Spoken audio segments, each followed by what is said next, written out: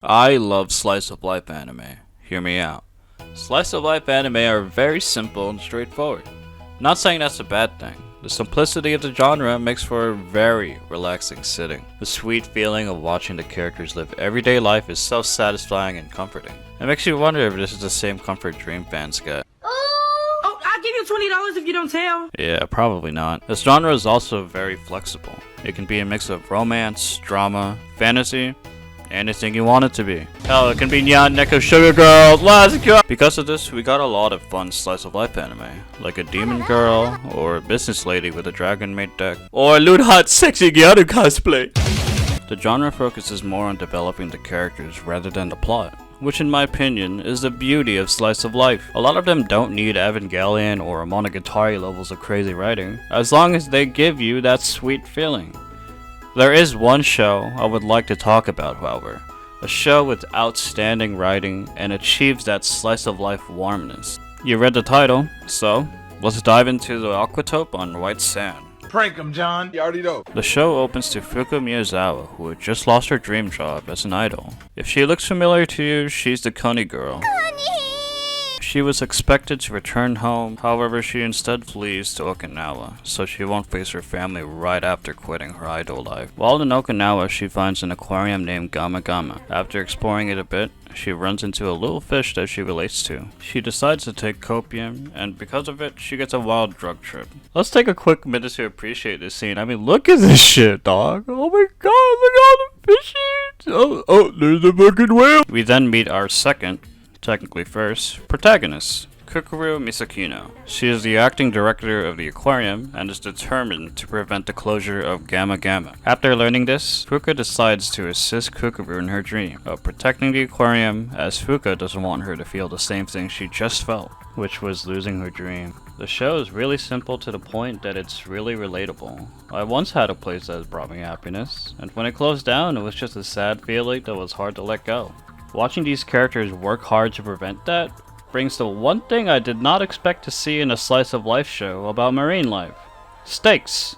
The show is more than saving an aquarium, however. Kukuru repeats many times in the show that the purpose of Gama Gama is to protect life. Not just the animals, but the people too. Remember that drug trip Puka experienced earlier? The visitors of Gama Gama experienced the same thing, and that weird daydream they saw has positively impacted them in some way. Speaking of Fuka, let's talk about Step on this dumb motherfucker! a lot of shows, especially slice of life anime, focus on a set group of people. One of my favorite shows, Durara, suffers from one fatal flaw. The cast starts out small, and as we get from episode to episode, the cast grows bigger. And it got too big to the point that it was too crowded. There were so many characters to follow, and we don't really learn a lot about some of them, which makes their inclusion seem pointless. Aquatope told Durara to hold my beer, and did it a lot better. The show does the exact same thing Durara does. It starts out with a small cast, and as each episode went on, they give us more on the character's backstory and motivations. And by the end of the first core, they add more characters to the cast, and repeat the same thing. The only difference here is that it doesn't feel suffocating and crowded. The show takes its time to love each character. Hell, they even introduced one character as a bitch in the first core, then in the second core she just becomes absolute mommy material. A lot of the characters in the cast are very young. Some of them started out at the age of 17 or 18, with some being around 20. Yet, the younger characters are facing real adult problems. Watching these characters deal with them is really interesting, and keeps you on the edge of your seat to see how they figure out the situation. That's one thing I love about this show. Aquatope approaches its characters with show don't tell. They show it so much that these characters learn about each other by watching their behaviors and interactions. They feel like genuine friends, and I love shows where the cast is just a massive friend group. Meanwhile, there are objects or animals in the background, and many of them are metaphors to the characters. I said earlier that Fuka was relating to a fish. This is what I mean. She looked at the coral blenny, read its personality biography plaque or something, and went like, oh my god, that's so me, and then cried about it. I really appreciate this type of writing, and I wish to see it in a lot more anime. Okay, let's talk about the art. Aquatope is so visually stunning. People often compare the animation to an anime movie like Kimi no Na wa, and I agree. And that's because the studio behind the show is PA Works. PA Works animated a lot of beautiful shows like Angel Beats, Hanasaku Iroha, and Shirobako. I've heard they took a year break before Aquatope, and it's really insane to see they still got hands. Literally. There are a lot of details in the art that it makes each still shot feel so enchanting. And the animation is equally amazing. They even use CGI, and it's really good. They mostly used it on vehicles and fishes, but the way they used it doesn't feel distracting. I can't remember a moment where I felt like the CGI looked ugly. They didn't really copy-paste the fishes either, which is surprising. They went out of their way to make different models for each fish, and gave them the exact behavior to their real-life counterparts. There's one thing that supports the beautiful writing and the gorgeous scenery, which is of course, the music. I'm no music expert, so this section will be short.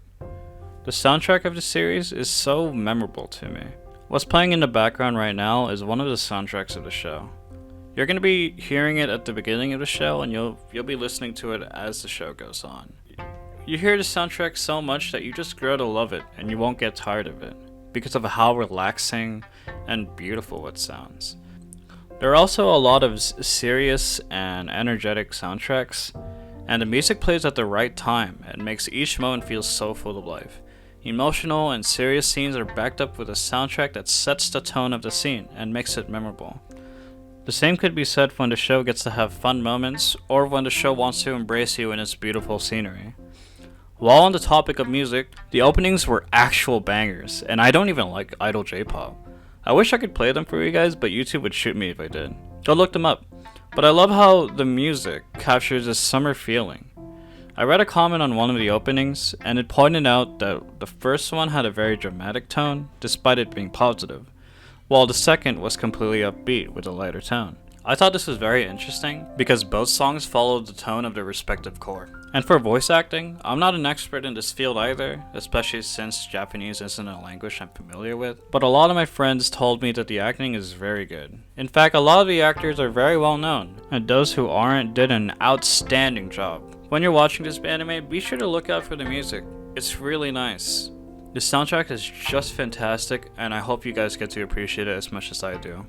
Is mid! The Aquatope on White Stand hooked me in from start to finish.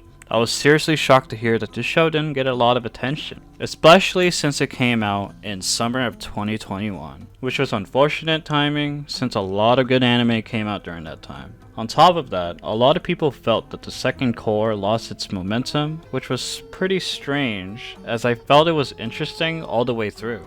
The second core especially doubled down on the whole experiencing adult problems thing. Regardless, I'm happy that I found this anime, and I hope I can find more anime like this. An anime with great writing, visuals, music, and a lovable cast. It's really hard to find an anime that is just rich in every aspect, and for that reason, I give this show a solid 9 out of 10. If you already watched this show and are looking for a more anime that is similar to this, be sure to stay tuned. One of the Aquatope on White Sand's biggest goal, or so I believe, is to get viewers to appreciate marine biology. However, the show I'm about to recommend focuses more on alcoholic college students being complete assholes to each other, and that show is Grand Blue Dreaming. A comedy slice of life show about a college student who runs into a diving club that spends more time partying than actually diving.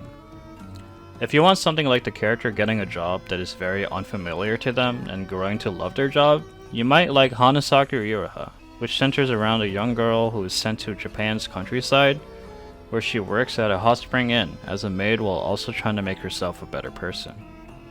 Lastly, if you want an anime that follows Japan's work culture, check out Shirobako. Like Kukuru with aquariums, Miyamori loves anime since her childhood, and decides to pursue a career in something that she loves, which is working at an anime studio. Thanks for making it to the end of my first video. I hope you enjoyed it, and I hope I convinced you to watch the Aquatope on White Sand. If you like my content, I would appreciate it if you drop a like and subscribe. I plan to do a variety channel with a focus on reviews and video essays, and maybe some fighting game content. That said, I'll see you guys later. Bye.